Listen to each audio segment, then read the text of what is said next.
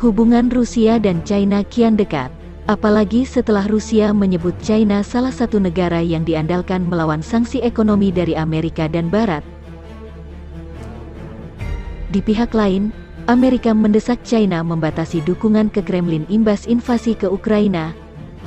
Tribun Timur mengutip Reuters Senin hari ini, Menteri Keuangan Rusia Anton Siluanov mengatakan sanksi telah membuat Moskow kehilangan akses ke 300 miliar US dollar dari 640 miliar US dollar emas dan cadangan devisanya. Rusia juga memantau tekanan Barat ke China. Kami memiliki sebagian dari cadangan emas dan valuta asing kami dalam mata uang China, dalam yuan, dan kami melihat tekanan apa yang diberikan oleh negara-negara Barat pada China untuk membatasi perdagangan timbal balik dengan China.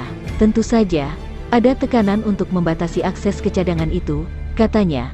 Tetapi saya pikir kemitraan kami dengan China akan tetap memungkinkan kami untuk mempertahankan kerjasama yang telah kami capai, dan tidak hanya mempertahankan, tetapi juga meningkatkannya di lingkungan di mana pasar Barat tutup, kata Anton Siluanov.